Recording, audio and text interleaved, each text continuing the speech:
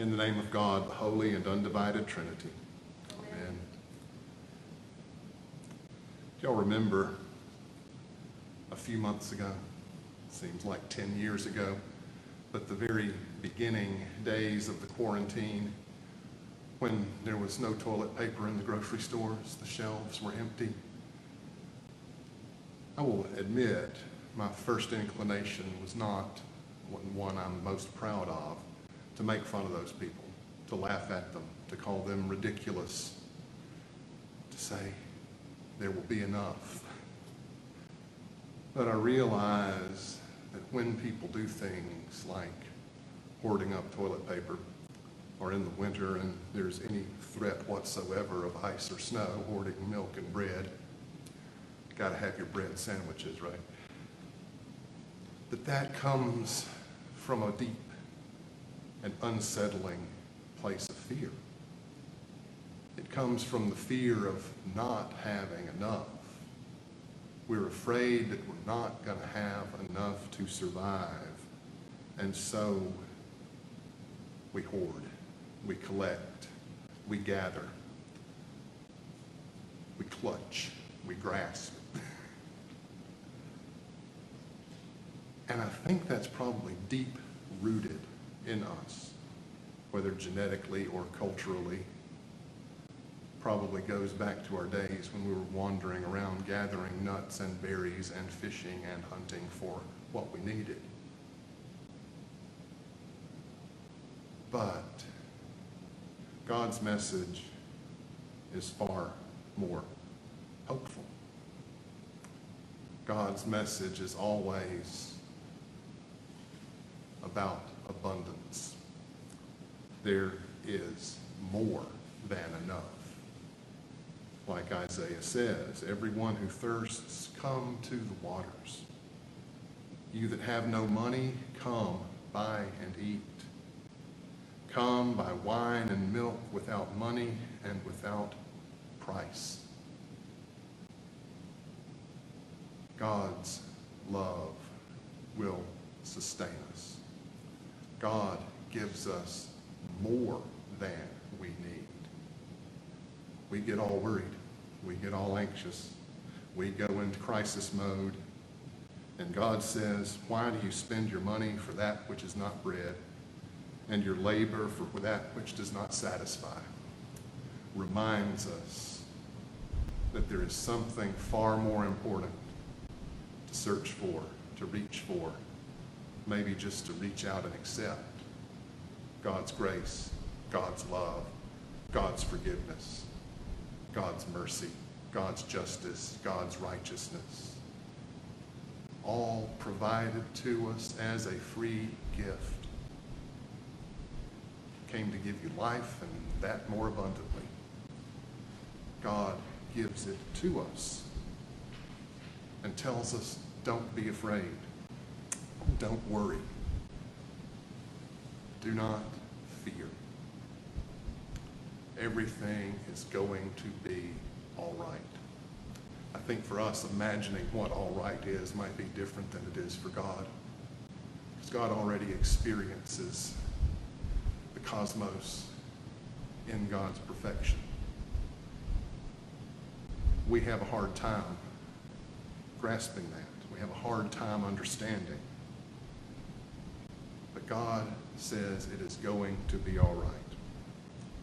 Jesus withdrew in a boat to a deserted place by himself.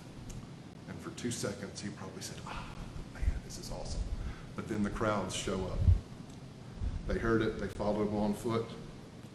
And when he went ashore, he saw a great crowd. And he cured their sick. He had compassion on them.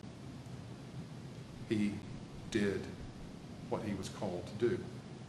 He took care of the people who had come out and who needed him.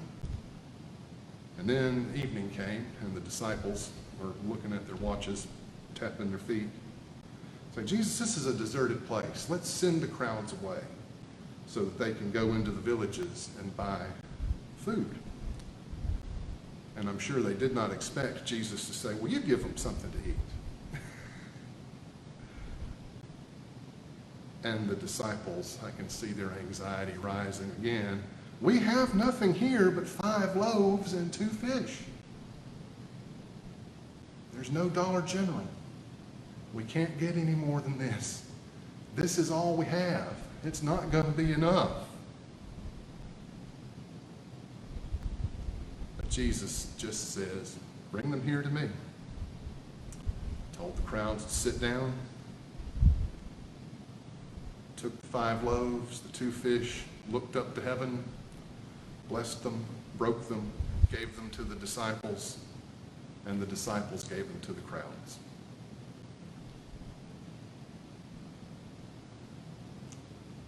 And all ate and were filled, and they took up what was left over of the broken pieces, 12 baskets full.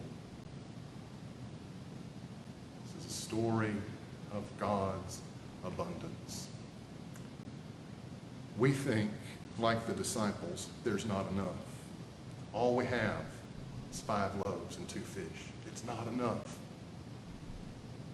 But when they give it to Jesus, when they offer it up to God, miracles happen. The true message springs forth. Jesus takes those 5 loaves and those 2 fish, and he blesses them, and he gives them. And that's the rhythm of our life together. We bring what we have, no matter how broken it is, no matter how inadequate we think it is, no matter what, and we offer it up, and things begin to change. Our lives begin to change. We hold back. No, it's not enough. Jesus says, come on, give it to me anyway. Let me show you something. Let me show you this. And it changes everything. It begins to take away that fear that nags at us. It's not going to be enough. It begins to dispel that shame that we hold on to. It goes all the way back to whenever it goes. And just washes that shame away. Takes the guilt and the things we can't forgive ourselves for. Jesus says, just give it to me. Let me take that from you. And works miracles with it. What we have, whatever it is, however little and we think it is, however inadequate we think it is, if we become willing to give it up, to hand it to Jesus, then the miraculous begins. God's unbounded love flows out. God's grace, God's forgiveness, God's mercy, God's justice, God's righteousness enters into our lives. And it changes us. It changes our community.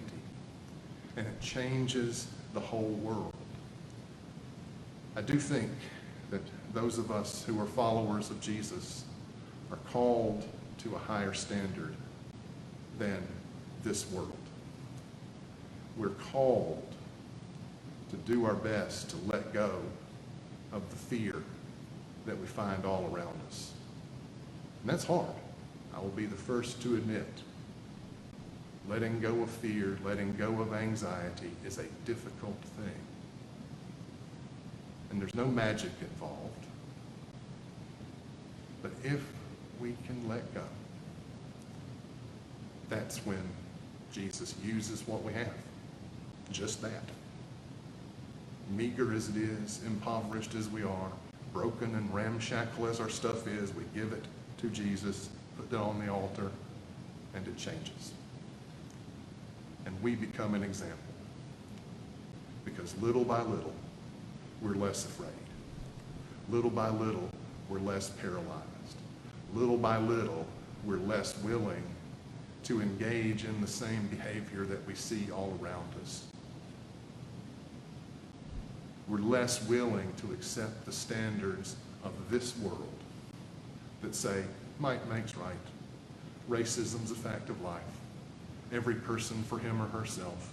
Hoard your stuff, hoard your stuff, hoard your stuff. and we see the miraculous growth of the kingdom of heaven in this world, which is where we're called to live, where we're called to abide,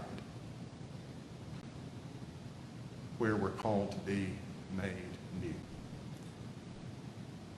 And it all begins with our willingness to know that what we have is not just enough, but more than enough.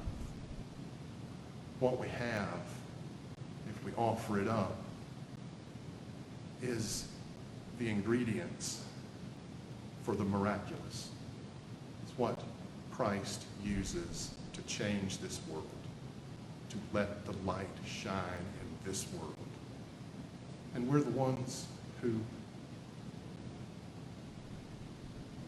participate in that. That light grows in us and we share it. Big things come from the ordinary.